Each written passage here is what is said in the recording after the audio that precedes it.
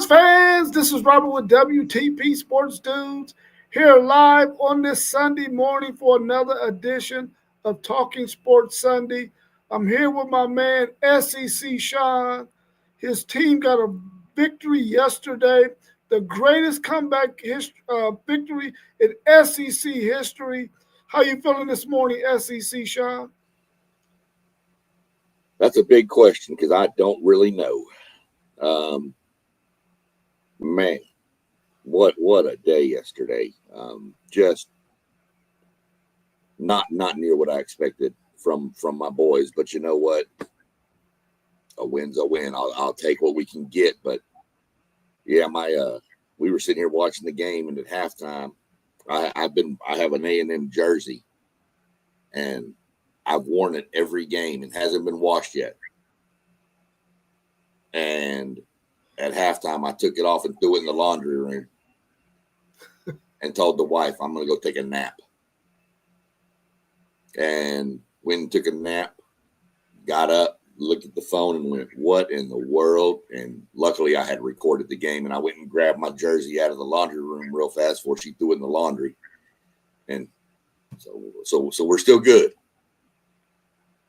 Yeah, I'm glad they was able to come back and get that victory yesterday. But on a sour note, though, man, my Longhorns took it on the chin in Sanford Stadium to the Georgia Bulldogs. Man, I'm going to tell you right now, I did not see that coming. I thought that Georgia could beat Texas for sure, even though I wanted Texas to win, and I thought they could win. But the physicality that Georgia, it seems like whenever Texas comes on their schedule, they feel like, listen, we can out-physical these dudes. They did it for 3 straight games in the last 13 months, beating Texas each time. I just think Kirby Smart has Steve Sarkisian's number. He knows how to beat Steve Sarkisian, and he did it again yesterday to the tune of 35-10. For a minute there, I thought it would get close, but we'll talk about all of that a little bit later on in the show when we get to our SEC section of the show. But let's talk a little bit about the group of 5 teams, group of 6 teams, however they want to coin it, that American Conference and what it's looking like, and what team might come out of that set of teams that can possibly make the college football playoff. What's your thoughts on that conference and what happened yesterday and this week? The American Conference, I think pretty much everybody agrees, is the main conference you're looking at to get a team in. USF losing to Navy yesterday. East Carolina getting a win yesterday over Memphis pretty much eliminates 2 that everybody thought were going to be one of the 2 to come out. Either USF or Memphis was everybody's predictions earlier. Now that's looking more like it's either going to be Tulane or North Texas. Navy, Tulane, North Texas, and East Carolina all have 1 loss in conference. North Texas has the head-to-head over Navy. They didn't play Tulane this year. I don't believe, I'm looking real quick. Nope, they didn't play Tulane this year. So I don't know how the tiebreakers work. I'm going to have to look into that one. But right now it's looking like it could be a Navy UNT or Tulane UNT rematch in the American. And I think North Texas is probably the highest ranked of those teams. So that, if they win the conference, they'd probably move on. That's just kind of my take on that conference right now is I don't know. I see Zaya's entered the building. I'm sure he got some thoughts. What's your thoughts on that American Conference? What's happening, FanDuel Zaya? Let's welcome our man FanDuel Zaya to the show. He looked like he might have partied all night. How you feeling, bro? You good? Hey, I was chilling last night. Are you chilling? Okay. Yeah, I went to bed. He only had to party till halftime, and then he was good to go with his team. Nah, man, we got some concerns, man. We'll get to that, though. But I was chilling. I ain't pick up no adult beverages yesterday or nothing. You feel what I'm saying? I was chilling for real. But what was y'all talking about? we're talking about the American Conference and the possibility of somebody coming out of that conference. And then after you talk about that, we're going to see where James Madison fits into this picture out of the group of 5, group of 6 teams. Yeah, I think it might be slow for the American now. Uh, Navy do still got another solid game on their schedule. Uh, but so this the thing.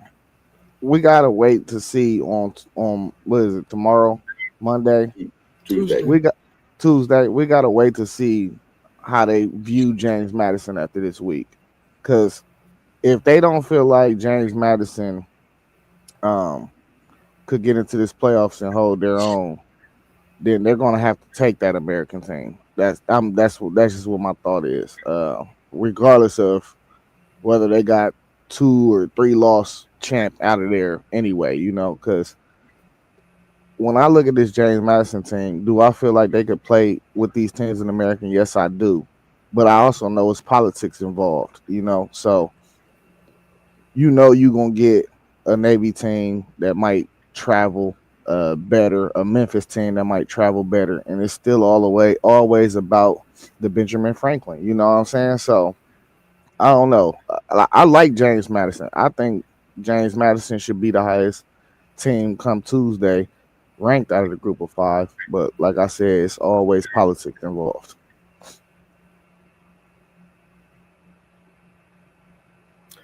Let's welcome our man Post Game of the Post Game 86 podcast to the show. How you feeling this morning, Post Game? And what's your thoughts on the American Conference and their possibility of getting one of their teams into the college football playoffs? And we'll talk a little bit about James Madison and where they might fit into this picture, possibly knocking out one of those teams from the American Conference. And let's also welcome our man Mossberg of Level Up Sports 10 to the show. He got on his Bengals toboggan. How you both feeling this morning? And then we'll get into the American Conference conversation. I'm feeling pretty good, man. Burrow's back practicing. I got on a throwback Athens High School Joe Burrow. Feeling like we're still in the hunt. I think today we got to get a big win against these Pittsburgh Steelers. It's good to see everybody post-game, SEC Shire, FanDuel, WTP. And, of course, my Seminoles coming off a good win yesterday. So, I'm feeling pretty good. I've been up dressed for about an hour and a half. Had to get, of course, that morning coffee from the best place that I've endeavored when it comes to my coffee. But just excited for today and the show that we getting started to have. And good morning to all the people out there as well. Yeah, good morning, y'all. It's a beautiful day of football yesterday. Like, share, don't be afraid to comment. We're going to talk back to y'all. As far as the American League goes, Navy, man, I said when we predicted this week of football, if they had their quarterback, I like Navy in the South Florida game, and Navy got the job done. Now, if you look at the standings, it's looking like it's going to come down to Navy, North Texas, and I believe there's one more team. But a lot of people not talking about it. I believe Navy could be ranked this week. Yeah. Just to double back with that, I do agree. I was looking at the standings this morning, and it wasn't shocking with the win that Navy got, but Navy's actually been consistent. And if you think about over the years, Power 5, different schools that's trying to make some kind of statement. Navy is a school that's been under the radar, and they've made a statement. I think this is the week they get in the top 25. They got a big win, and I think you really have to respect a lot of these teams. FanDuel, I really like how you break things down when you talk about the rankings, because if you really think about that, November is that month where you could really separate a lot. And the rankings, you spoke on this Power 5 with Navy, Memphis, South Florida, you really put us on notice. So just looking at this, I think Navy has a time. I think they paid they do. And they have the senior leader as well at the quarterback, as we talk about Hayes King. So we definitely got to put a little respect on them, and I think they were deserving of it. Yeah, right now it looks like North Texas might be the team. Didn't they beat Navy? Did they play Navy and beat Navy? They Yeah. beat. It looks like North Texas might be the team that gets that nod out of the American. Can they compete in the CFP? I don't think any of these teams are really going to be able to compete. But like FanDuel said, are their fans going to travel like that? Do they have uh, a nucleus of alumni who we know travel like that? Because they're probably going to be on a road game somewhere up north where it's going to be cold. Are they going to travel like maybe Memphis will? So I know the American Conference is hoping that they get a representative like Memphis or maybe even Navy out of the deal because we know that they're going to travel. But it looks like North Texas might be the team that might get there, in my opinion. What's your thoughts on James Madison? Will they be able to get the votes from the CFP committee to jump over those teams that's in the American and possibly get that slot? Now, FanDuel already said the politics might get involved in keeping them out. What's your thoughts on that? Man, that's it's gonna be tough. I think Zay was right when he talking politics. You're thinking about teams down there in Texas and things like that. So we don't really get into that. But again, these teams are winning. They got to get their shot. James Madison was what 24th last week. They won another game. I think they're well deserving of their shot, man. These teams are well deserving, and I think other conferences need to step their game up because they're putting them on notice as well. ACC, Big 12. I think this is where they give them a challenge and possibly get in this year.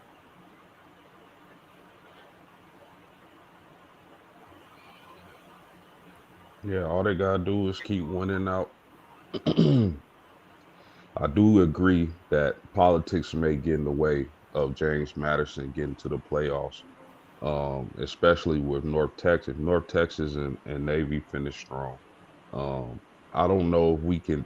I don't know if I buy two of those type of teams getting into the playoffs.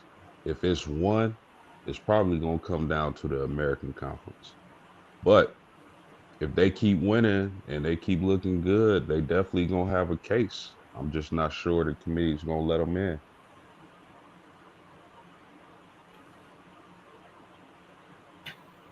Yeah, I think James Madison. Well, we don't know honestly. We don't know where they had James Madison ranked last week.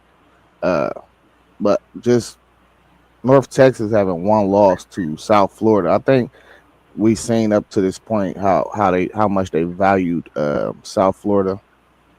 So with that loss that South Florida had last night against Navy, I would think that they would just automatically move North Texas up because they think the better teams is in that conference regardless. James Madison one lost to Louisville 28-14. I think we post game said we don't want two teams from the group of five. I think Duke losing to Virginia yesterday automatically solidifies that we're getting one now. I think the doomsday theory is done. I think it happened yesterday. It passed by yesterday. So uh, you know we need to get back to the drawing board too, though, because at this point I'm not sure a group of five teams should be in the playoff this year. Uh, just looking at all these teams, games that some of these teams shouldn't be losing. I feel like, you when you in a group of five, I think you just need to show pure dominance, like we seen with Genty and the Boise State last year. I don't see no pure dominant group of five team this year.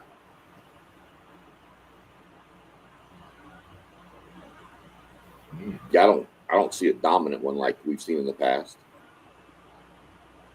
I, I'm going to tell you while y'all were talking, I was looking at tiebreakers in the American Conference, and man, I don't even understand them. It's crazy. I need to hire like somebody from Harvard or Yale to come in and break down how this thing is. If you were ranked in the CFP at the last one and then lost after that, there's this, and I had to close it out. I was getting a migraine just trying to read that thing.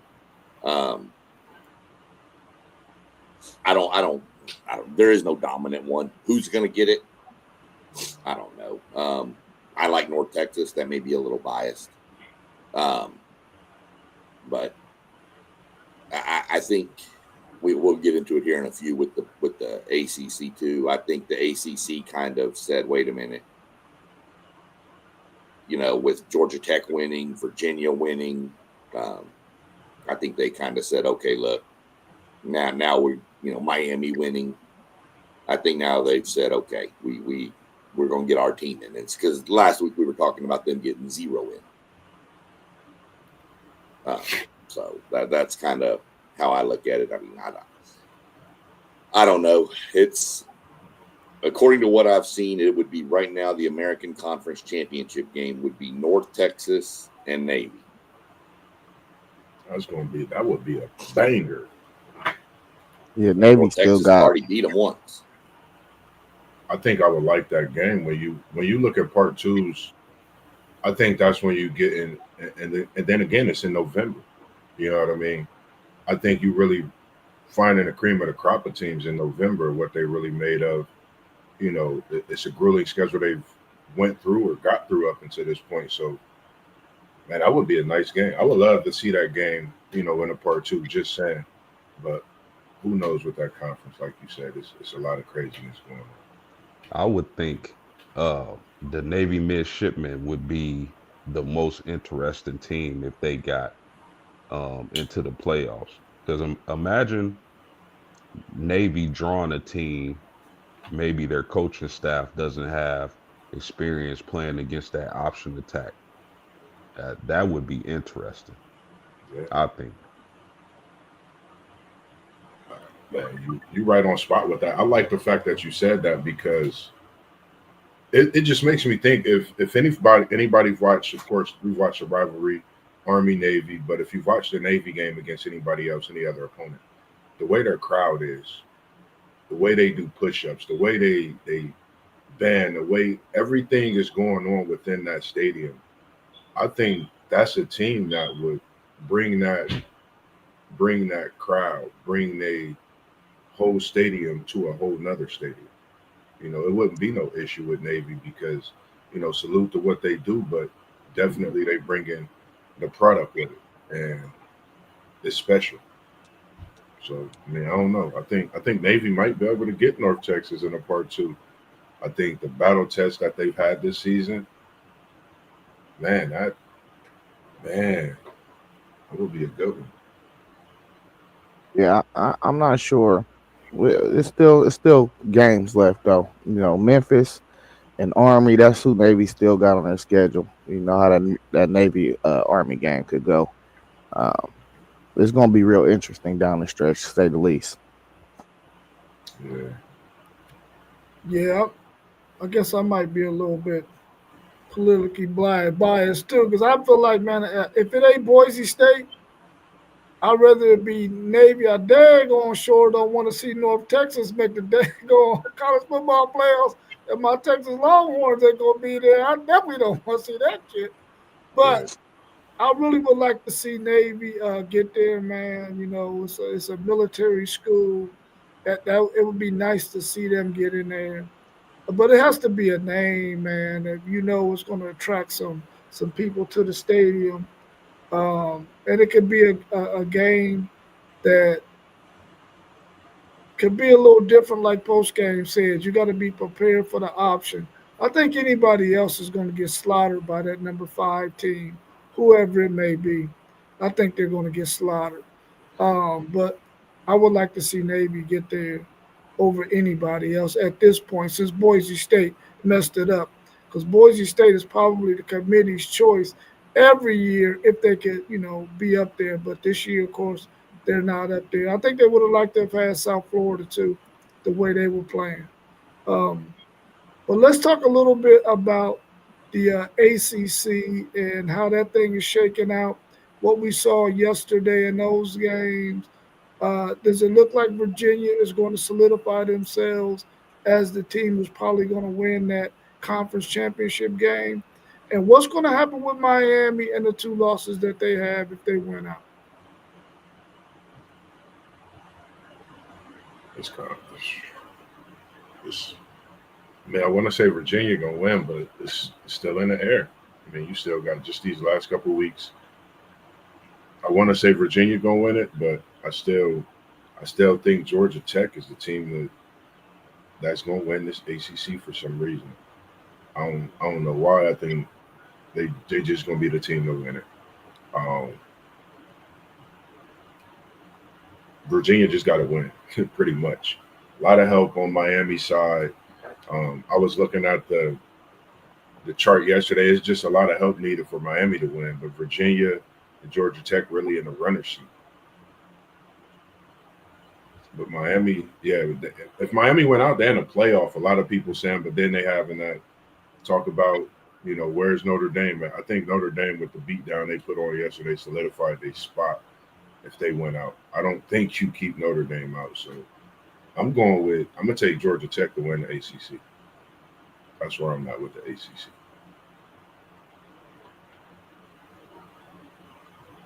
Man, I don't know. Excuse me. I don't know, man. The ACC is super weird this year. I don't know. I'm not sure if Miami can make their conference championship game. Does anybody know the answers to that? It's a lot of help. Yeah. Miami got to win out. Like, any way to win the conference championship, they got to win out, and they need the most help when it comes to teams losing. And then it's that points, the points and who's they played against. That's Because another. I know SMU is still in the battle. Georgia Tech, Virginia, Duke probably got X'd out. So It's man, still in there too. Pitt's still in there too. It's man, that is interesting. Miami. I would say, go ahead, real Sean. quick, to give you a quick, Miami can get there, but it's going to be extremely hard. They're going to need almost everybody to lose because they lose the tiebreaker to SMU. Mm-hmm. So it's going to be extremely hard for Miami to get to the championship game of the ACC. There is a path, but it's very, very slim. Yeah. So, and we know Louisville and Duke are out of there. Again, Miami may be the more talented team in that conference.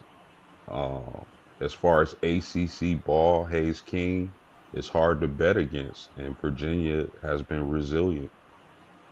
Man, that is a tough conference to handicap, even with 2 games left in the season. Not looking at the schedule, I don't have the schedules pulled up, but man, just based off talent, man, I'm leaning Miami. They got the least under Louisville, the least odds. Like, them and Louisville got the least odds to win. They're at the bottom to win it. So, like, they need a lot of help. I mean, Georgia Tech, Duke, and SMU really got the best chance to win it. Them 3 teams have, I think, flat out the best chance to win it.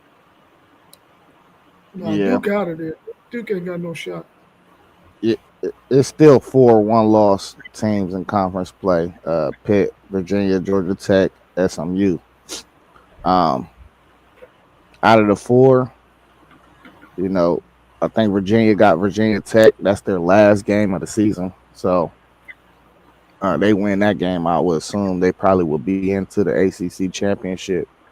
I want to say Georgia Tech still play Pitt. Miami play Pitt. So Pitt could get knocked out of that. They got a decent chance to get knocked out of that.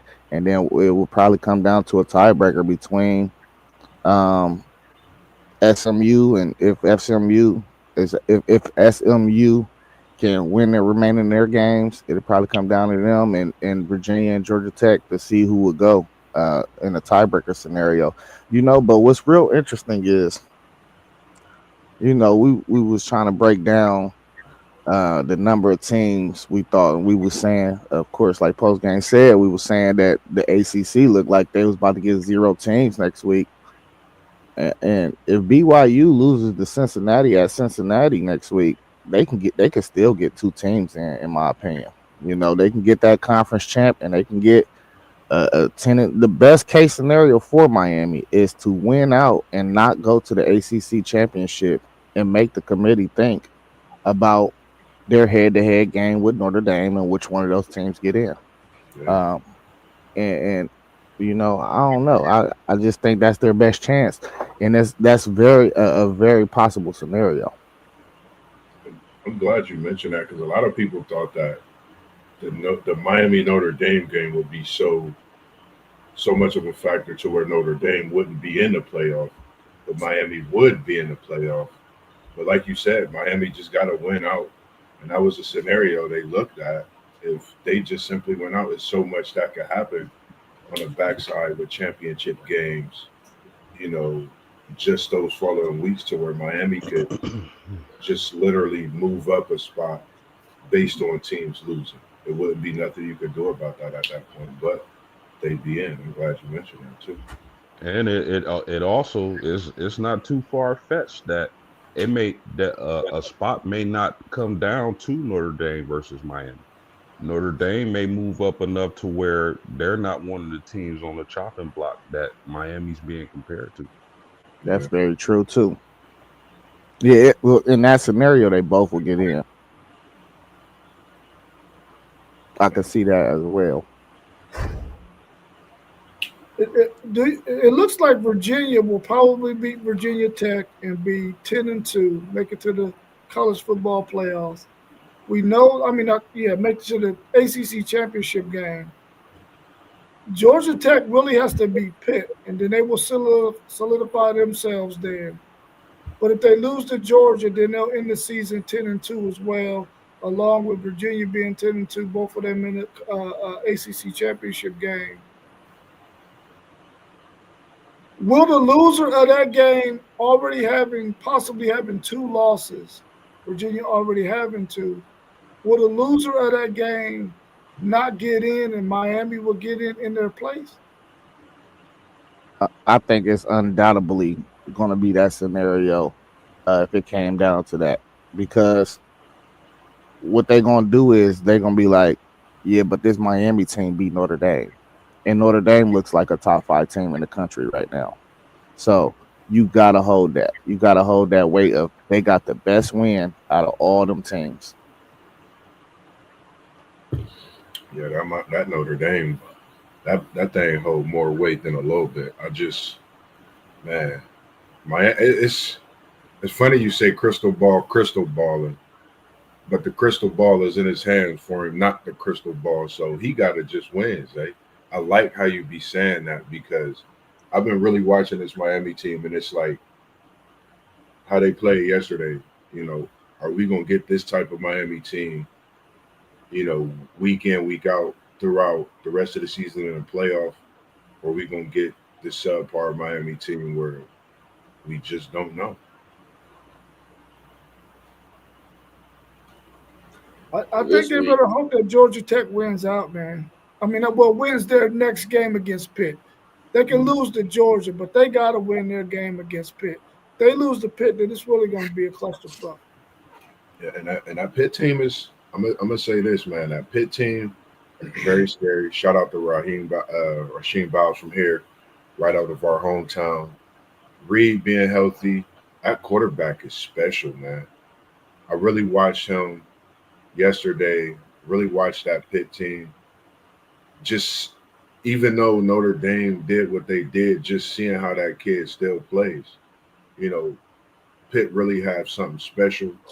You know, but if they can muster up a win, I think they cause more chaos. I don't think the chaos is done yet, Zay. I think this ACC is about to have a lot more chaos in these next couple of weeks. I think Pitt is going to be part of it, even though I got Georgia Tech to win. I think Pitt is a scary team that I've been watching the last few weeks in this ACC too.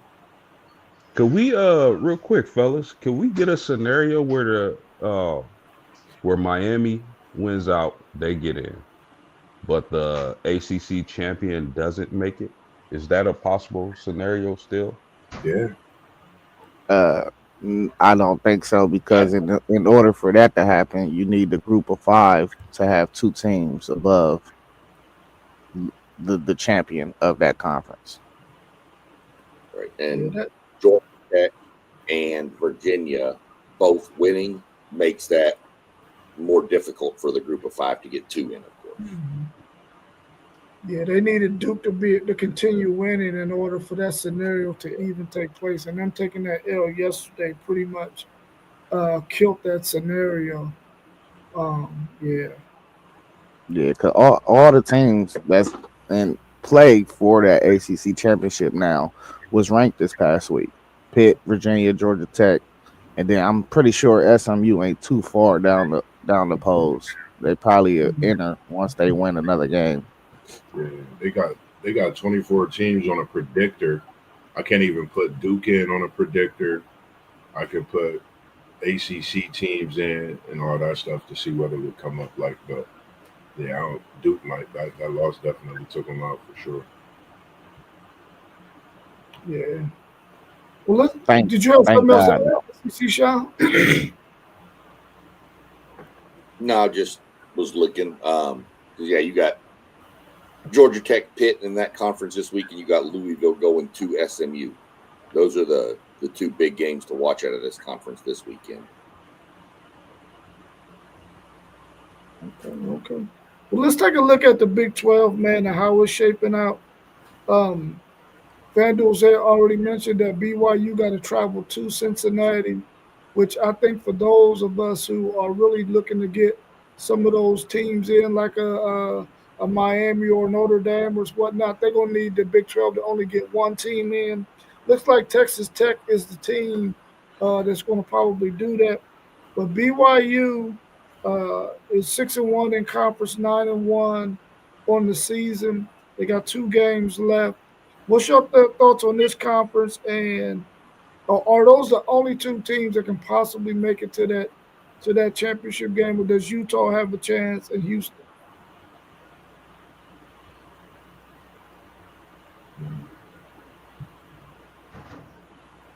I think Utah is automatically eliminated. Like I said that last week because Oh, yeah, that that's BYU. Tech. Huh? You said what? No, you about to say it. Go ahead. My bad. Yeah, like they lost their head to head with BYU, so like BYU can go 1-1 in this last couple weeks, and they still gonna probably go to the Big 12 championship. I don't know. It'd be a tiebreaker though with Houston, Arizona State, and Cincy. But I mean, well, they got a game against Cincy too, so they win that game. You know, they got the tiebreaker with them as well. But I just like they got Utah right there, and I still think like Miami came in ranked below them, and I feel like once we get to a point where they got to really make decisions, I think that Notre Dame win will even make Miami surpass them if they win out. You know what I'm saying? So I really it's teams below Utah that I know once teams complete their resumes, they're going to have to eventually get them jumped. Real quick, because I was trying to figure out something when we were speaking about the Miami game. I got Miami in the playoff predictor winning all their games, but not getting to the ACC championship. But the funny thing with that, Miami is the only ACC team in a predictor, and they would go up against Notre Dame in that first game, which is crazy. And James Madison is in through this predictor with North Texas as well. So it's a lot that could really happen, I think, in these next few weeks. Like it's a lot of crazy, man. I see what you mean. It's a lot of mess. That Utah team is good. I think I think it's possibility for 2 Big 12 teams to get in after looking at it yesterday. If I'm not mistaken, Zay, BYU did lose to Texas Tech. Texas Tech, Texas Tech. and Utah lost to BYU, if I'm not mistaken. But the way they playing right now, with it being November, I think that Big 12 is tough. You really can.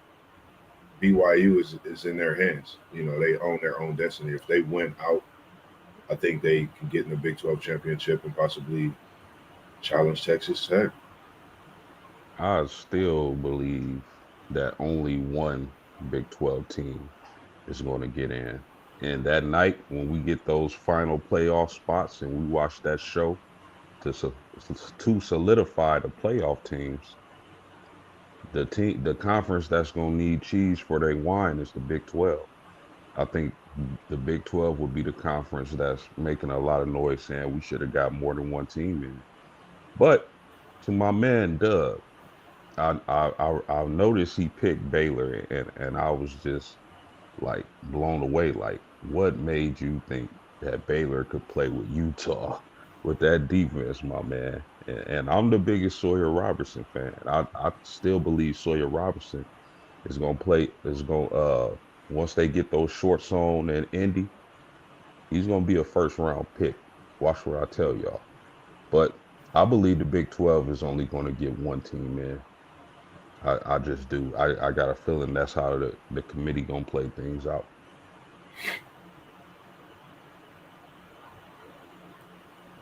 If things roll like they are right now, BYU winning out would put BYU Texas Tech, of course, back at a rematch. That's really the only two schools that can make the Big 12 title game right now, unless BYU were to lose out the next two, then somebody else could get in, but that's very rare to happen. They've got to go to Cincinnati, and then I think they host UCF. They should at least win one of those. I was over here figuring it out while y'all were going, you know, breaking down how many at-larges you're looking at. If the Big 12 gets two, you're looking at one at-large, and that's where the committee's going to hate life, because now they're going to have to choose between Miami, Notre Dame. If the Big 12 gets one, of course, there's two at-larges, and that makes it a little easier to slot them both in. But I was sitting here playing with it. That's stating that the G5 gets one, the ACC gets one, the Big 12 gets one or two, the Big 10 gets three, and the SEC gets four. Which I know the SEC has two locks right now, but that's the only two. So it's going to be, it can get a little crazy, but I think if Texas Tech beats BYU and beats again in the conference championship game like they did the first time they played, beats them down, I think the committee leaves BYU out. Now, I think if BYU obviously makes it a really, really close game, there can be a discussion.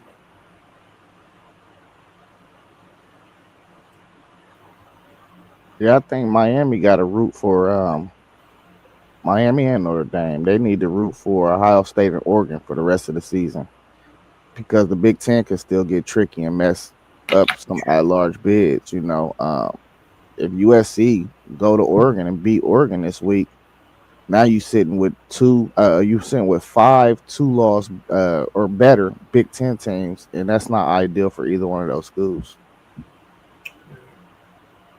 At that point, they would need Washington to then beat Oregon too. Just a quick question with USC. With them being at home yesterday, coming back to beat Iowa, is that a testament to how good Iowa is?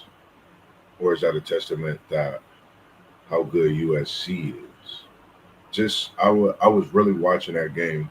I thought it was over, but I said, nah, USC got something in them.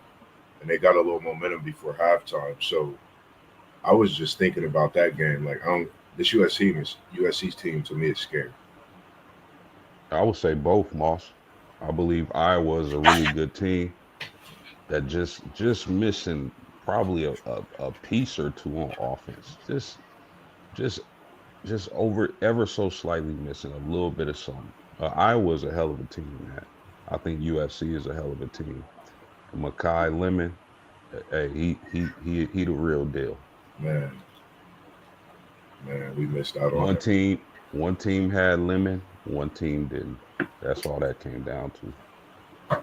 I think That was a great game. Yeah, like I said, that wonderful game. I think Iowa was a toe away from winning that game. That pass that was on the sideline, he caught that ball, and he just, I'm talking about by a toenail, was on the white line. They catch that, man. I got faith that they gonna run that ball into the end zone after that. Yeah. That's losing by a toenail to me, man. Fabulous game though. Remember, I said too, I didn't think Lincoln Riley could win a game like that. I said if I felt like if they won that game, I feel like they're showing me that they could be a playoff team. So now they got to go take care of business at Oregon. Yeah, yeah, That's gonna be one hell of a matchup. one hell of a matchup. Absolutely. I think Iowa is just a McNutt away from doing what they need to do. If anybody know, Zay McNutt from for Iowa, coming across, getting them slants, them go routes years ago. I think if they had a target like him, wide receiver number one, I think that'd definitely be a playoff contender, even like they were looking, before this loss they took over the weekend, even a Big Ten championship type team contender. They surprised me this year. And I got to put a lot more respect on that Iowa team after watching them yesterday.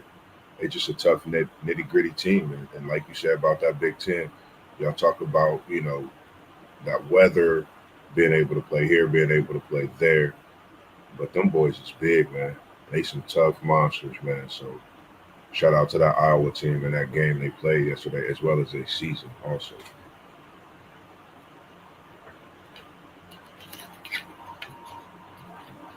So do y'all think it's safe to say if USC beats Oregon and then Oregon beats Washington, both of those teams get into the college football playoffs, giving the Big Ten four teams?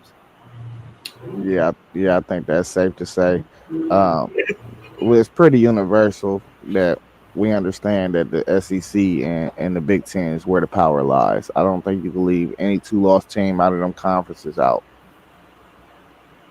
Yeah, and if you believe Ohio State beats Michigan, then yeah, I mean you can't leave Oregon out. USC would have earned their right to play in the college football playoffs, in my opinion, with a win against Oregon, and then Ohio State and Indiana are made. So, Man, that's four big teams: Ohio Yeah. State, Indiana, USC, Oregon. So y'all might as well try to slide another one in there, Zay. Well, if it come down to that team up north beating us the last game of the year and they get real tricky like that, I don't think they'd put 5 Big Ten teams in. 2 of them will fight each other for that last bid. In that case, I think Michigan will get in because they will have the best win in the country. So I'm glad you mentioned that, because I was thinking with a lot of chaos going on in this coming weekend with that game in Eugene, I think Oregon is in a position to where if they lose this coming weekend, that could take them out of the top 10, with these opposing power conferences looking to get in and sneak their way in with the grits of their teeth, the bone gristles off this Thanksgiving's coming turkey leg. But that's a good question. Do Oregon have to blow Washington out to actually get in the playoff? That's what I've been wondering, or is that USC loss going to hold that much weight? Because, people have been questioning how good is this Oregon team? Is USC better than Oregon this year? That's been a lot of talk in the air as well. Well, this is the thing too, Moss. You got to compare resumes, So let's just say that scenario ever happened. USC beat Michigan. Right. So both of them teams will have to get in. Who's the odd man out? Oregon. Ooh, I like that. Your best win is against Iowa. We all think Iowa's a good football team, but that's still a 6-4 team. And then USC just beat that team too. So yeah, this is getting good. This is getting good in this year's college football as we get through this back nine, man. So the only way Michigan has a chance is they got to win out. And is the Indiana, do they got the best win in the country with that win over Oregon in Eugene? Is that the best win in the country? The best win in the country probably would go to, I would say right now, Miami. I would say A&M going to South Bend. I was thinking that same. I was thinking that same one. But Eugene One of them. is tough, man. Like, and I don't think nobody's seen that Indiana team really doing that. I think you can really measure both of them up, man, and pick them with that because I really like both games. I didn't see that coming in Eugene. I felt there was going to be a banger in South Bend, and that was going to come down to a late field goal. At the point it was in the season, not knowing who Indiana was, for me, respectively, I'm gonna say Texas A&M, but it's really a pick 'em. I'm gonna just say that I like both games that much. Okay. Anything else y'all want to add about the Big Ten and that how that thing might shape out? Since we was talking about Parlay Poet Michigan, man, just send a shout out, happy birthday to Parlay Poet Blissberg, man. Oh yeah, Happy it is his birthday. to you, brother.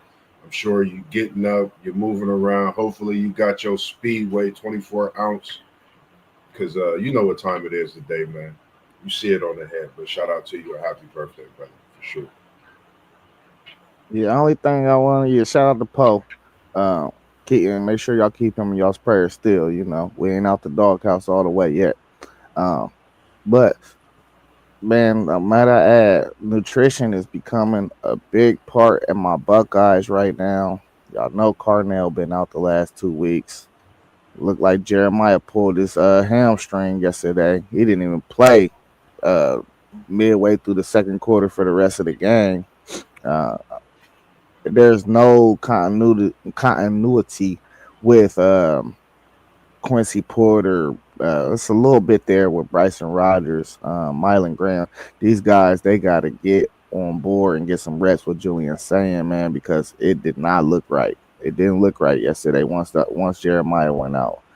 Brandon Ennis made some plays, but if we're going to be missing them in this Michigan game, and I don't know what's going on, but if we are missing them, they better get to the point where they need to get to. Them guys are ultra talented. It's just building that chemistry with that guy. So that's just the nutrition part. And other thing I want to mention, Devin Sanchez played. He had his worst outing yesterday. Horrible. He's our fourth corner. He plays so bad, and I don't know what we're gonna do. We might need to give some other guys a look. Aaron Scott, Bryce West, somebody. But if he gonna play like that, I don't care about reps at this point in the year. He got enough reps throughout the year. He might need to hit bowl practice and get better because he was getting torched left and right yesterday. That's a lot coming from Fran Doze because he don't, as part what you say post game, he don't keep it cheesy. He keep it all the way greasy about his Buckeyes, man. So that's a lot to cipher. I was surprised about that myself. I didn't expect neither one of them to be out. I didn't realize Tate was out until watching the game. I didn't expect Smith to go out, but definitely surprised the way you said about Sanchez because that's one of the guys I like. And I know y'all trying to get me on that side, man. My nose got a Wednesday, so I can stay away from that gray shirt one more week, man. Hey, I love Sanchez, man, but he good, man. And he only 18 still. Yeah, now, I'm not giving up on him. I'm just saying, when the nitty gritty come, if he ain't ready, we can't put him out there, bro. Yeah. Well, say in his defense, because I seen it all season over there at Texas, man. When Malik Muhammad is on one side and them young dudes come on the other side, man, listen, they get picked on. Yeah. He's going to be a lot better once, he get it all down, man. He's going to be all right.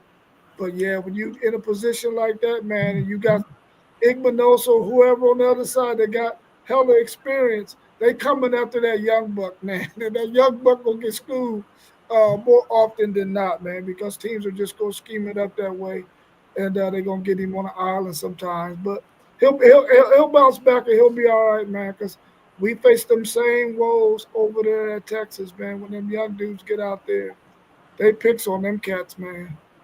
Yeah. Well, let's move on to the SEC since we already finished up the Big Ten. Uh, how's that conference looking? Of course, we saw Texas take a wallop across their head yesterday to Georgia in Sanford Stadium, 35-10, which it all counts probably eliminates them from having a chance to make it to the college football playoffs unless something crazy happens. But at this point, the way they looked yesterday, they do not deserve to be anywhere near no college football playoffs going into a stadium like that and just getting pushed around like some rag doll. What's your thoughts on Texas A&M, Georgia, Ole Miss, and Alabama possibly being the four teams that get in? Will Oklahoma be able to state their case because they beat Alabama yesterday? Mateer the deer. Talk to us, like, go ahead. Listen,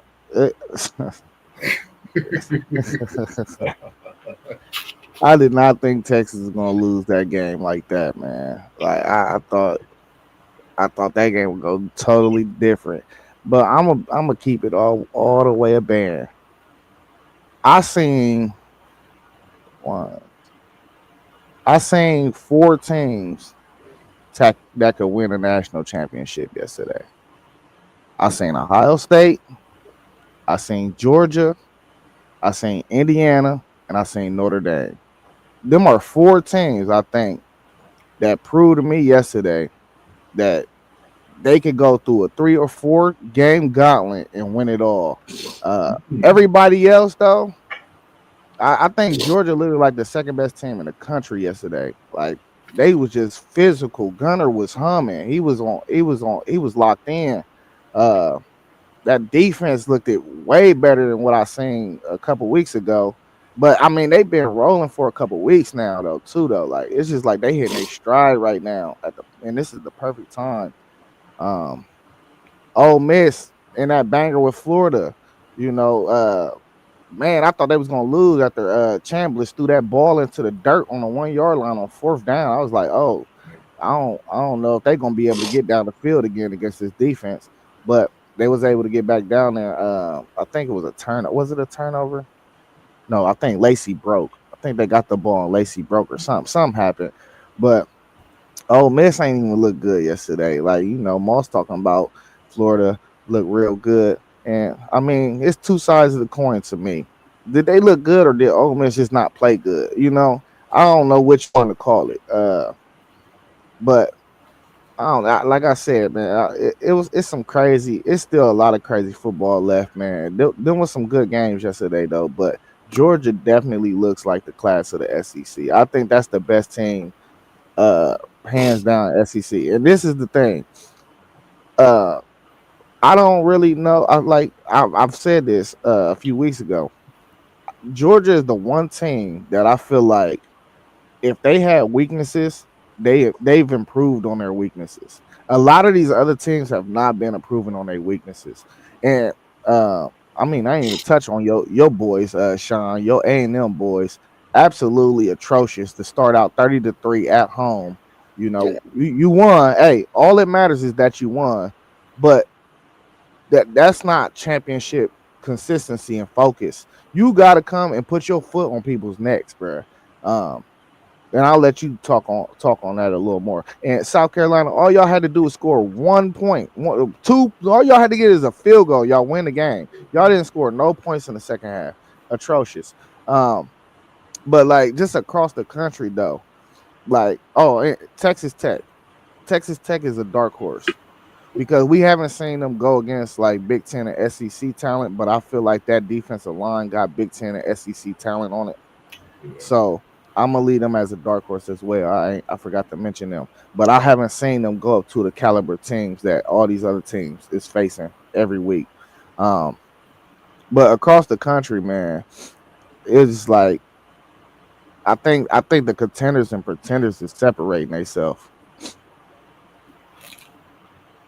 Well, those were some great games last night. As far as the SEC is concerned, I think Bama shot themselves in the foot with the turnovers. Um, I don't know where they'll be ranked at when those rankings come out because they do have an ugly loss against Florida State, and now they get the loss to Oklahoma. So it'd be interesting to see how Alabama finishes the season. As far as Texas A&M, I'm a say this that showed character. I know you don't want to be down 30-3 going in headed into halftime against anybody, especially a team like South Carolina. We know South Carolina, although they got some talented players, they aren't a very good team. But that showed football character. To come back 30-3 halftime, that showed character. Now you don't never want to be in that position, but again, character. Uh, I think Texas. I, I I know that sucks for you, Rob. They probably won't be in the playoffs this season. But Georgia did. I agree with Zay. Georgia looked really good yesterday. I mean, really good. Kirby Smart has been in his bag. Um, I thought the running back from Mississippi should have got everybody's game ball, going over 200 yards and 3 touchdowns. Mm. Um, so it just the remaining SEC schedule. It'll be interesting to see how that plays out. Can Alabama lose again? Can Mississippi possibly lose again? I don't know. That SEC is coming down to the wire, and right now it looks like they'll get 5 bids, but we'll see what happens with Alabama. Yeah. I, I actually like the way the SEC played this weekend.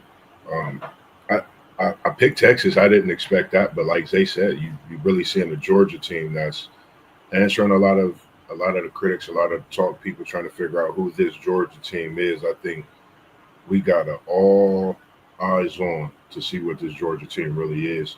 I'm gonna go to November. It's what you're doing in November.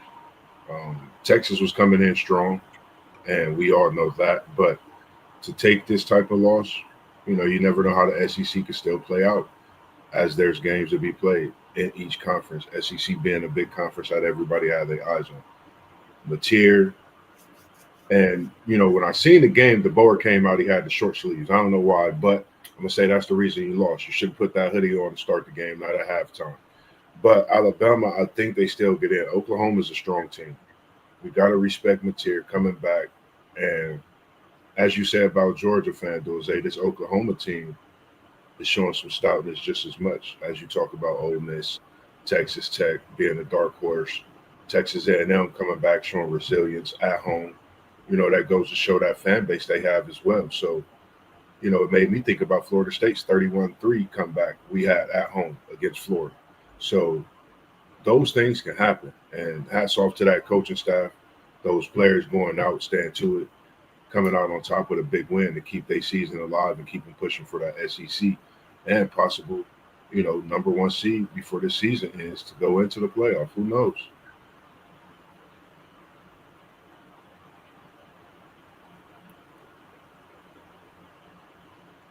Yeah, I know. For me, man, I'm watching that game yesterday, Texas and Georgia, and looking at it, and even looking at the two losses that Texas have had in SEC play. I feel good in the fact that I can say that it wasn't Arch Manning's fault that we lost either one of those two games in the SEC. Now, that first game against Ohio State, we can put some of that on his shoulders because he was missing throws. But in these last the two games that we lost, he played well enough for us to be able to win. We had a bunch of drop balls. The offensive line got taken advantage of like they have been most of this year. So I'm gonna have to start looking at these coaches like, man, PK on the defensive side. Listen, you got to figure out what the hell you're gonna do with these defensive backs because you can't have a team 3rd and 10 and then you playing off 12 yards and giving up a 3rd and 10 on an out route. Yeah. Like, dude, come on, man. It's 3rd and 10. You got pass rushers. You got to heat this dude up and make him get the ball out early and then tackle the guy. You can't let a guy get a daggone time to throw the ball and he can throw a 10-yard out on you to get a first down. They're going to have to fix that. Now, of course, there was some young dudes out there, but still, even with that being said, he got to fix that defense. That bend no break, that's not working. Now, he did have a stretch during the 2nd quarter and the 3rd quarter where he was able to get some stops on Georgia, and Texas was able to get a touchdown on one of those drives after the interception. But there's no way that Georgia should have been able to do the things they were doing with as much talent as is on that defensive side of the ball for Texas. They were taking advantage of the young guys, but even with that being said, they were killing them with a bunch of miscommunication. Yeah. You got Tab out there, you got Jalen Gilbo out there. These guys have played a lot of football. You can't be making those same mistakes. Tied in wide open on a seam route. You got 2 guys there. One of y'all got to pick him up. Y'all can't get confused and go and guard one dude. You just can't have that happen. So PK going to have to figure that thing out. Steve Sarkisian going to have to get in Cal Flood's butt and say, listen, we trust you on this offensive line stuff, but you got to get some offensive linemen in here that can freaking block, that got some athleticism, because whenever we pull a guard, Georgia was killing them dudes. They already knew, scheme-wise, if you see that guard pull, go ahead and get upfield because that guy going to be too slow to get to you, and you in the backfield creating havoc. They did that all night. In fact, they did it for 3 games straight against Texas. So they're going to need to figure that thing out, man. As far as the rest of the conference, that's why I wanted Alabama to beat Oklahoma, because I knew Oklahoma was going to probably be able to get up there, and if Texas is going to probably lose to Texas A&M or Georgia.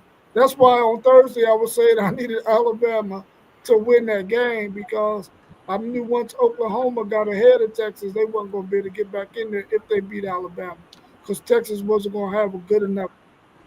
If they lose to Georgia, and they probably going to lose to Texas A&M. I hope they don't, because I hope they finish 9-3. Sort of around where FanDuel said we was going to finish. I think he might have said 8-4, which is still out there. I guess he's seen something I did. Maybe I was too much of a homer. But I think the SEC can get 4 teams in. They just need to make sure that the teams that are at the top of the 4, Ole Miss, Texas A&M, Alabama, Georgia, they gotta win their game. They gotta win their games. So hopefully Georgia doesn't have to play in the SEC championship game, which I don't think they want to anyway, seeing what happened to them last year. Rob, I don't mean to cut you off, but real quick, you don't think Oklahoma can get in? Yeah. Only if Alabama loses again, they can get in. Oklahoma is in if they win. If they beat Missouri and LSU, they're in. You Ain't talking about no 2-loss SEC team will be left out of the field. It's not happening.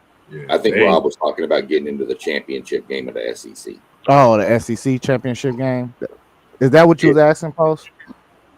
So you think Oklahoma can get in, and that's gonna. They're gonna need a lot of help. They went out, they getting in regardless. No, I was thinking the playoffs. My bad. Oh yeah. Nah, if Oklahoma wins out, they're in. It's solidified. 100%. 100%. I think they the sneakiest team too. Wait a minute. So you saying 5 teams going to get in? Because Alabama got Eastern Illinois, and then they got Auburn. If they win both of them games, they in, right? Yeah. I think that SEC is. Remember, I said possibility of 5 teams, and I like the way last week looked, and then before Iowa lost this. After Iowa lost this weekend, I was like, wow. Now I think Big Ten gets for sure 4. I think Big Ten, SEC, one or the other is getting 5 in, guaranteed. SEC or the Big Ten. If it's not the Big Ten, it's going to be the SEC possibly. And then you got them power getting 5 in. Listen, at this point in the season, the way I think everything is going to play out, I would say it's going to be 5 SEC, 3 Big 10, 1 Big 12, 1 ACC, Notre Dame.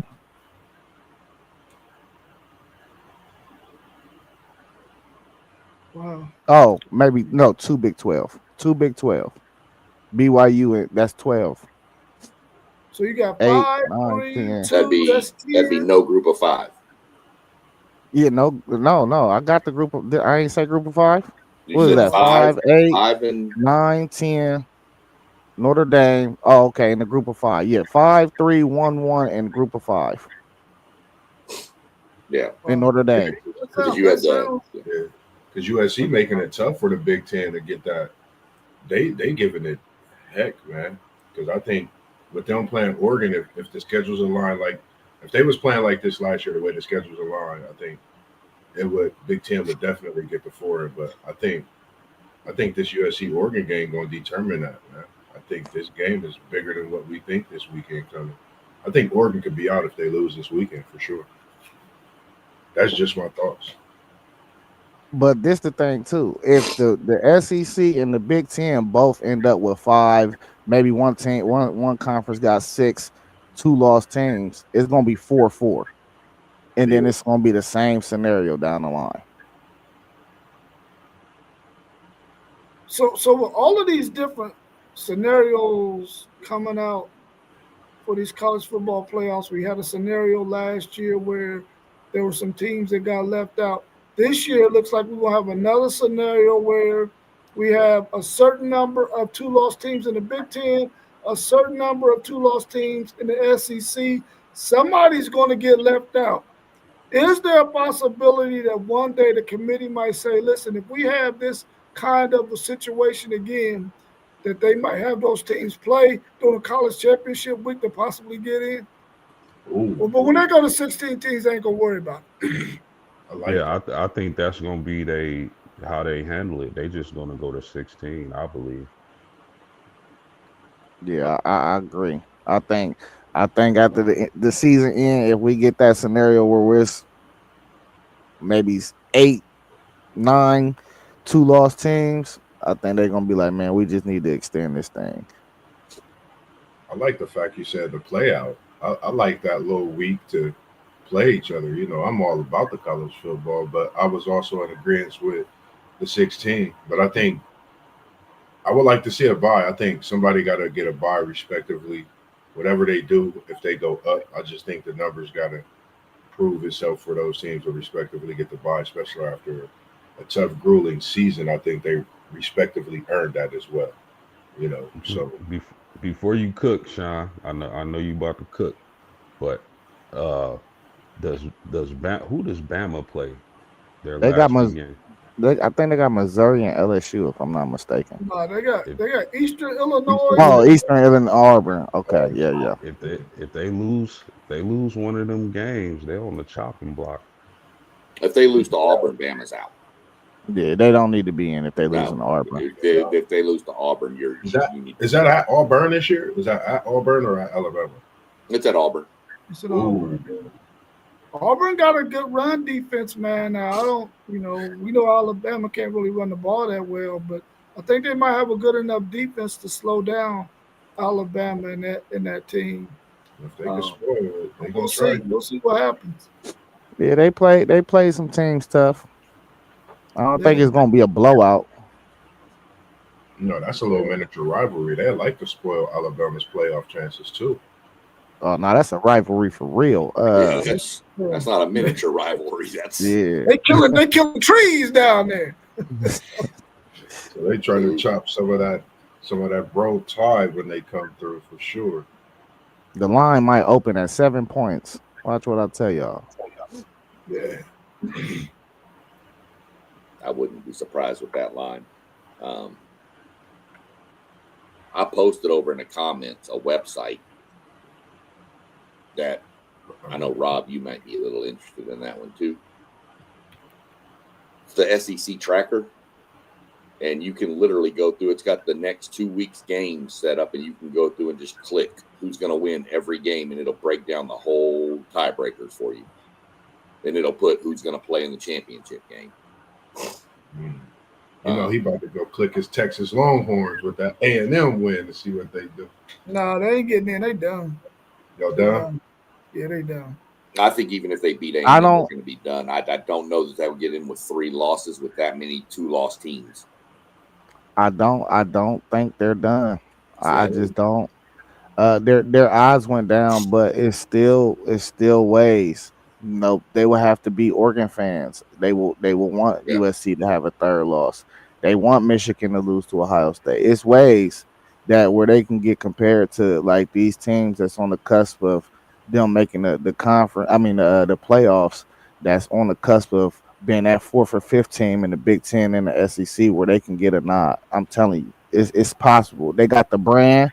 They will have 3 losses, and they will eventually have the best win in the country. They also have to depend on a ton of other teams.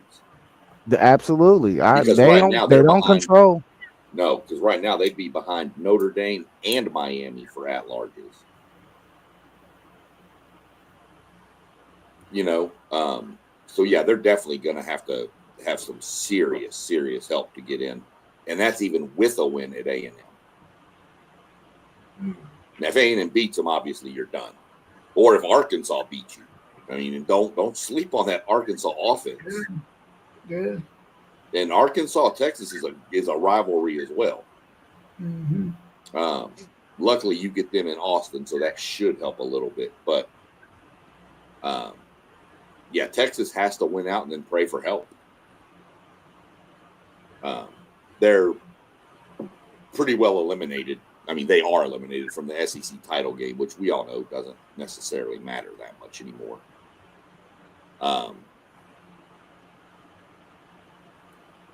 What a week in the SEC. Yeah. I mean, I don't even know.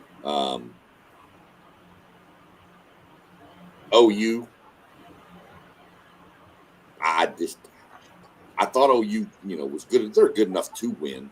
I just didn't see them rolling into Tuscaloosa and winning. I just really and Ty Simpson. Alabama had 3 turnovers in the game. Yeah. Yep. Simpson had a pick, which I mean I know that's only his 2nd pick of the year, which is really good. But 3 turnovers. Oklahoma's defense is legit. That was without R. Mason, their best defensive player too. Yeah. So, OU should win out. The last 2 games, they should win out for sure.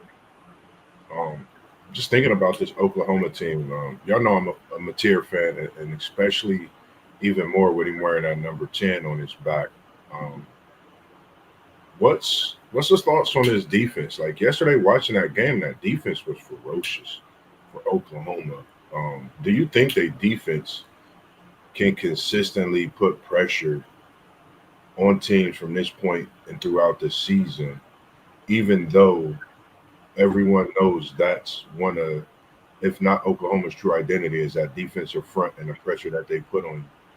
Can the way they play up front carry them to a national championship, especially with Mateer getting better and better since getting back from this injury? I just think he keep answering the critics. He come out, he's playing big, running the ball. He's starting to look like himself. That's a top 5 defense in college football. But this is where they're going to run into a problem. This is why they can't win a championship. They don't have enough offense. They don't have enough offense. You're not going to win 4 games in a row with that offense.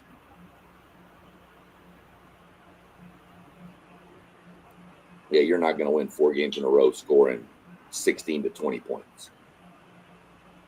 I mean, that defense is definitely legit. Yeah, that defense is really good. But there's going to be a game where somebody's going to have a couple of blown coverages and the other team's going to put up 30, and you can't. So, I mean, Oklahoma can be scary in the playoffs, but I agree with Zay. Their offense isn't going to carry them. They could win a game, maybe 2, but I don't see them. I don't see them stringing 4 together.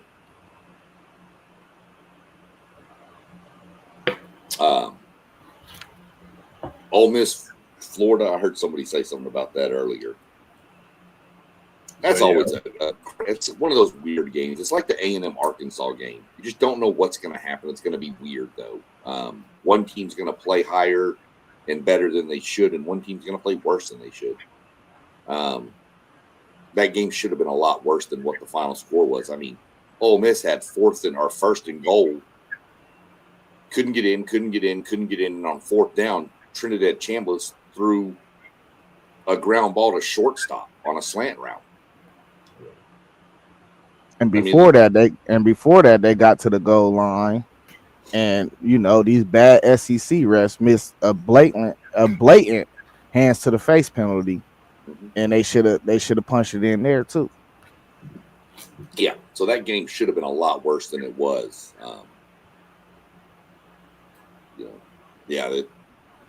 It was just weird. Texas, Georgia. I don't know. I think Texas.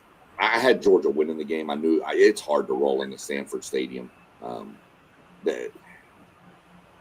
Georgia's pretty good.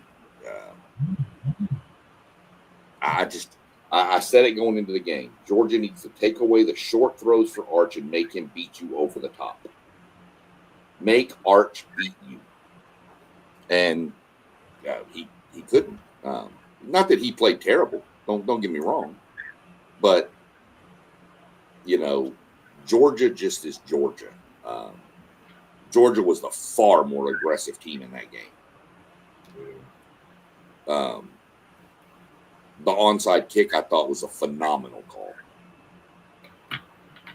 You just score, you're up, what was it, 21-10 at that point? Texas had just got the lead to 14-10, right? And then Georgia marches down and scores, turns around, onside kicks it. All the guys from Texas are just bailing to go get a return set up. And the guy from Georgia just catches the ball right there. I mean, there's no confrontation. He's just, thank you. So, I mean, that's a coaching. They saw that on film, that Texas bails out on the kickoffs. Let's wait. Now let's hit it. Game-changing play right there. That ended the whole – when they went down and scored on that drive, that was game over. So much momentum. Just the momentum swing for that. I know Texas's playoff projection went from like 53% before that game to 27% now. But, I mean, if you go look at ESPN, Texas still has a 53% chance to beat A&M. So I figure that one out. I mean, it's at home, so it's whatever. But that's our Super Bowl. Yeah. They just got it. This year for sure it is. Yeah. Y'all gotta watch the Big Ten real close, and the Big 12. Y'all need BYU to still lose in that conference championship, because if they stack y'all up against BYU and maybe who else would it? Oh, it'd be Vandy. Y'all beat them. It'd be who else would it be? It'd be somebody else from the SEC. I want to say. Missouri. It would take a couple losses. It would take a loss from Bama. They would need either Bama or Oklahoma to lose once, right? And then they'll be stacked up against one of those teams, and I feel like they get the nod. And that's if the SEC has to get 5 bids though. Yeah, and that's not like out of the water world. You know what I mean? To think that they could get 5, it's very possible they could get 5. I gotta take off, y'all. Y'all can go ahead and finish it up, but then I'll catch up with y'all later. All right. All right. Yeah, I think the SEC has. See you later, Rob. I think the SEC has 2 locked teams in the playoff right now. Well, probably 3. Which is who? A&M, Georgia, Mississippi. Those are the 3 locks. A&M's 10-0. They're not going to lose to Samford. That's 11-0. So their worst case is 11-1. They're not getting left out. Georgia's 9-1. They're done with their conference slate. All they have left is Georgia Tech. So I guess they're 9-2 if you want to say they lose to Georgia Tech. Yeah, you can call them a lock. And then Mississippi State's 10-1, and all they have left is the Egg Bowl with Mississippi State. So they should be a lock. So I have those three locked, and if the SEC is getting 4, you got a fight between Alabama, Texas, OU, and Vanderbilt. And right now, I give the inside track to OU. So based on schedule, beating Missouri and LSU, they would wind up tied, say, with Alabama if Alabama wins out, but Oklahoma has the head-to-head over Bama. At Bama. And I would put Oklahoma in the championship game against Texas A&M, right? If it was to go that way. No. It'll be between Georgia, Ole Miss. Oh, Georgia, and Bama. All them teams got one loss or better in conference play. The conference championship game is exactly that. A&M, Georgia, Mississippi, or Alabama. That's the only scenario. Okay. Wow. Obviously, A&M controls their own destiny. Beat Texas, you're in. If it comes down to a tiebreaker, Alabama wins the tiebreaker for the head-to-head over Georgia. Georgia wins the tiebreaker for the head-to-head over Ole Miss. Go ahead, Postman. No, I was going to ask him, what did he make of the A&M game yesterday? I didn't think we were going to talk about that. I ain't gonna lie to you. When I text him, I stopped. I think we text like back and forth 3 times, and I stopped texting him. I was like, I'm gonna let him do what he gotta do, get himself together.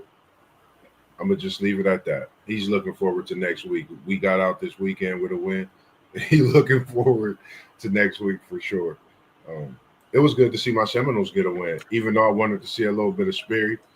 I appreciate you guys having my back, picking my guys to win. We had a big win, of course, yesterday at home. I just like that Deuce Robinson kid, man. He's special, man.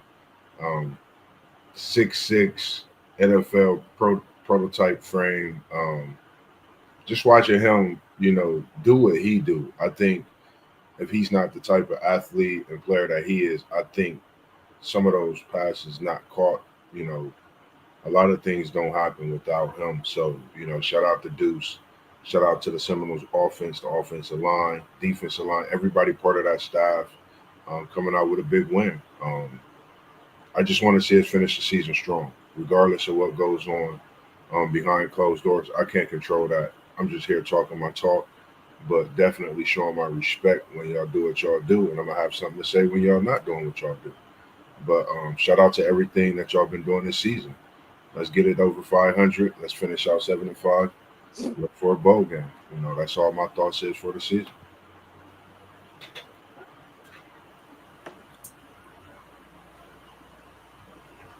Where to begin? I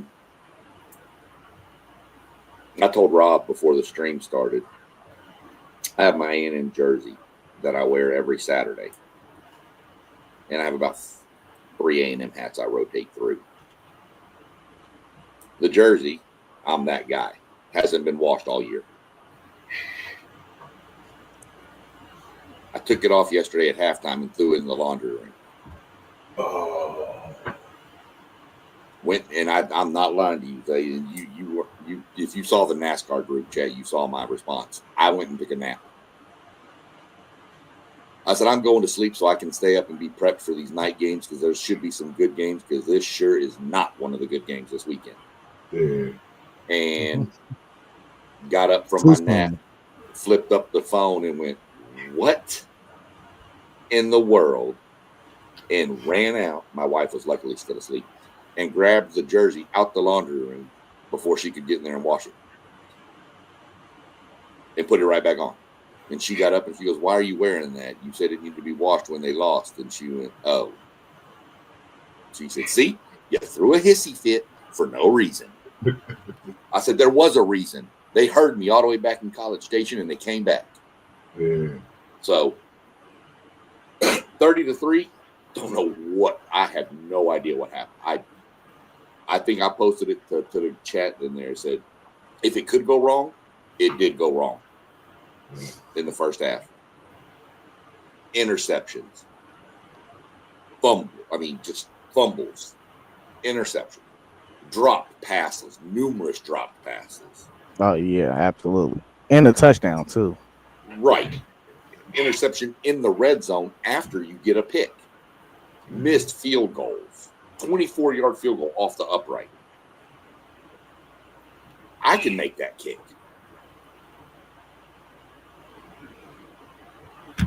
According to what went on at halftime, everybody's always wondered what went on at halftime. Mike Elko said he really didn't have to say much. Marcel Reed said the brunt. I was terrible. I'll be better. Help me make plays. Torrey and York got the defense. Said we need to stop this if we want to continue and go where we want to go. I give it to the players for holding accountability. They knew they played like crap. And they knew, everybody watching that game knew something was off. There's just something not right. This is not the A&M team you all thought. Yeah. But you found a way to come back and win. So I'll give them credit for it. Not happy about it. I'm happy about the win, not happy about the way we got the win. I am happy the way that we seem to just dominate people in the second half.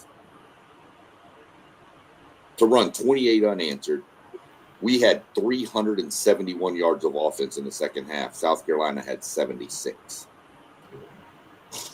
We had 28 points in the second half. South Carolina ran 26 plays. So everybody stepped up. I like that number 0 wide receiver came in, fifth wide receiver in the depth chart. Isaiah Williams, the kid's a freshman. ABR, Ashton Bethel Roman, number 3, showed out after dropping a few passes he needed to. Concepcion did what Concepcion does. So, not pleased with it. Take the win. Still undefeated. We'll take that. Hopefully this wakes that team up a little bit. Just like we've all said before, sometimes you have to have some adversity to relock you in, whether it's a loss or a game like this that should have been a loss.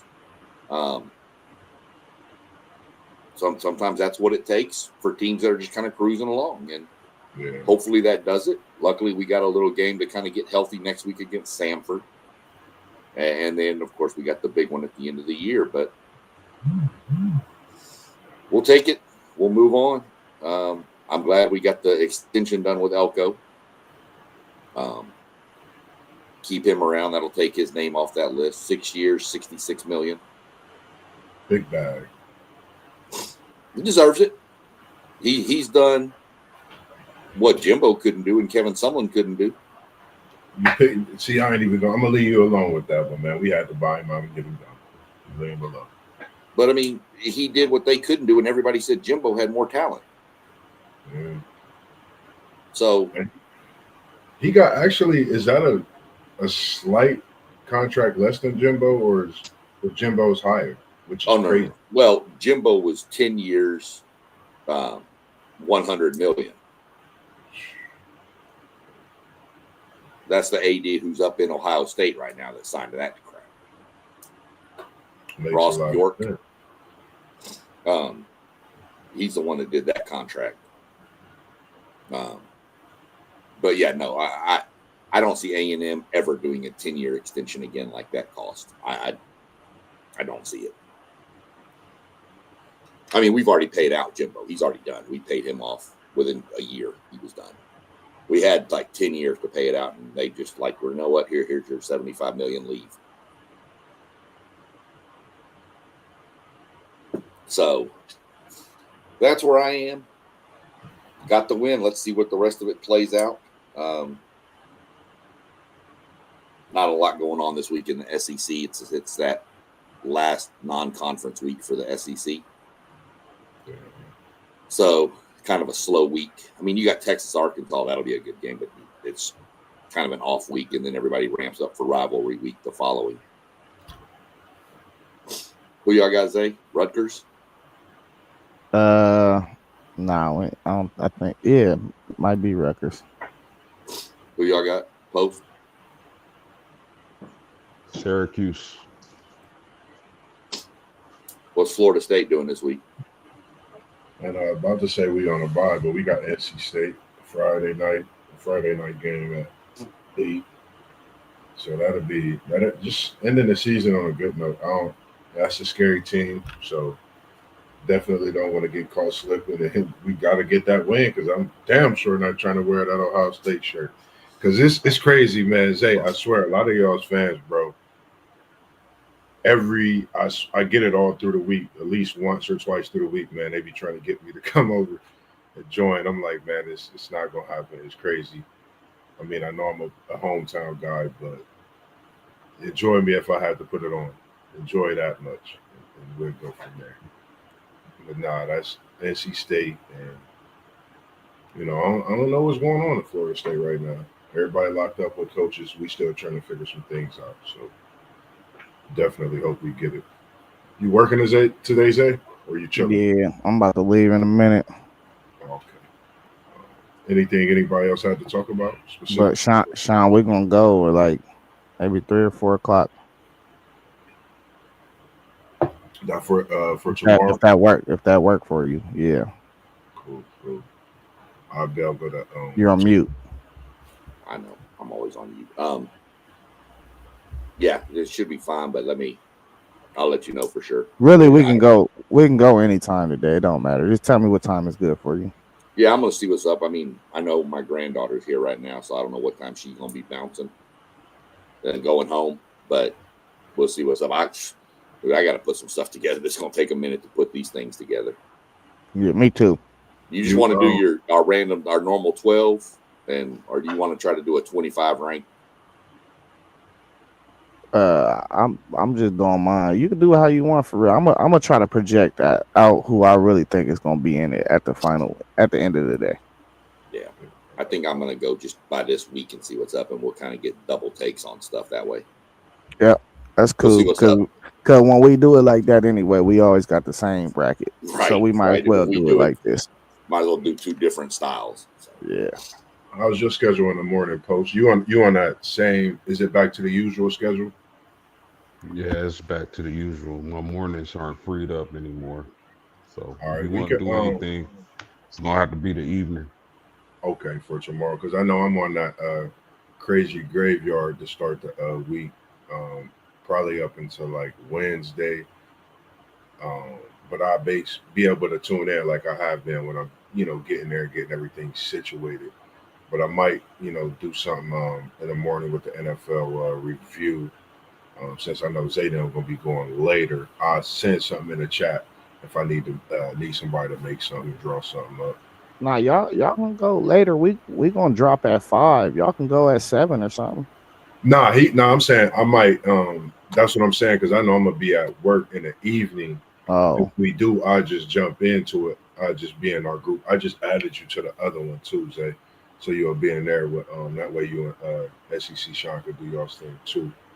Other than that, man, definitely stay locked and loaded, man, for everything we doing. You see all the guys' names down at the bottom. Post game 86, WT for life. That's Unc that put us all together. City League TV. He's on Facebook and YouTube as well. FanDuel Zay, SEC Sean as well. Of course, Level Up Sports 10, your boy Mossberg. You can catch our group on Facebook as well. We have a WTP Sports Dudes group on Facebook. It might take a second for us to see the invite, but jump on there, send a follow, we'll get you invited. Make sure you're posting on that group as well. You can follow me on Facebook as well, JoJo Moss. I have a lot of different things that we post on there. Also on Instagram, TikTok, all your social media as well as Twitter. Formerly known as Twitter is X now. And we just love what we do, try to bring you all different dose. And make sure you go check out Post Games Talk when it comes to this college basketball, women's side, just all his great breakdowns that he does with the sports. It's something to see, something to tune in, and make sure you double check, triple check that SEC shine as we get him up and going on that NASCAR talks, which is good. And go listen to that intro that FanDuel Zay got up there, because it'll make you listen to it about 10 times in a row, as I do some days, just to hear that music. But other than that, anything anybody else got? As T1 of City League TV always say, we was in the building and now we out. Peace, love, hair grease. We appreciate y'all tuning in.